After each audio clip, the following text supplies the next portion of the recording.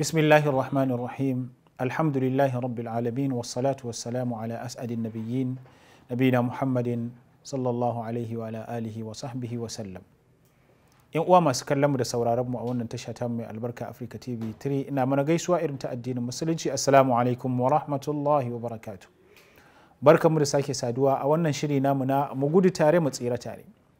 Kamar yadda muka sani, shiri ne da ke ɗauko ɗaya daga cikin zunubai da Allah subhanahu wa ta'ala ya hana mu aikatawa, ba don komai ba sai don mu tattauna a kan shi, mu yi batu a kan shi, ba don komai ba sai don tunatarwa ga 'yan uwa girman wannan zunubi, don mu guje shi saboda kar mu fada cikin shi, wanda sanadiyar haka ya iya jawo mana fushin Allah subhanahu wa ta'ala.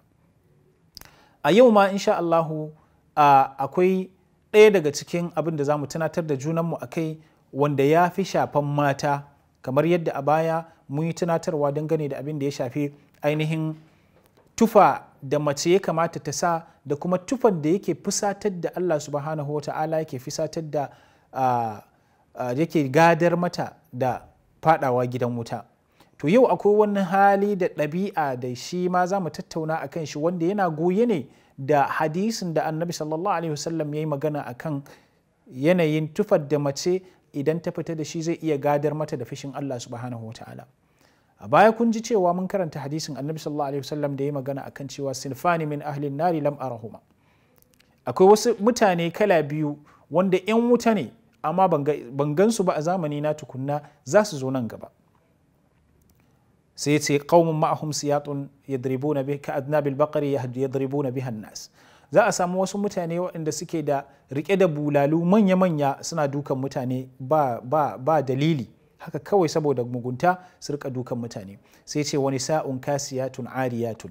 To nan shine asalin inda za mu yi magana akan shi, mata da suke tafiya cikin tufa amma a tsirara.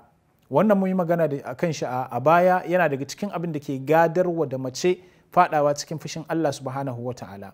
Sai na biyu a cikin wannan hadisin, wani irin yanayi da mace take yi ba don komai ba sai don ta ja hankalin ɗa namiji, shine ce ma'ilatun mumilatun, mata masu ainihin karairaya da gwalangwaso ta hanyar magana ne ko kuma ta hanyar tafiya.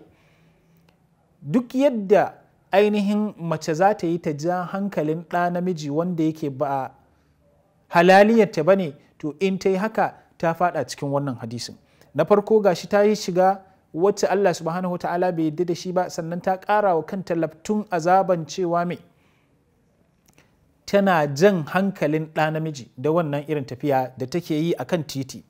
Yawanci yanzu abin da yake faruwa ga mata masu irin wannan ɗabi'a, na san mata da Allah subhanahu wa ta'ala ya sa suna karatu ba su da irin wannan ɗabi'a. To masu irin wannan ɗabi'an su ma muna kiransu Allah subhanahu wa ta'ala ya sa su bar wannan ɗabi'ar su koma ɗabi'a ta addinin musulunci, don su rabauta da kasancewa waɗanda za su shiga aljanna, kar su kasance cikin wanda za su fada cikin fushin Allah subhanahu wa ta'ala.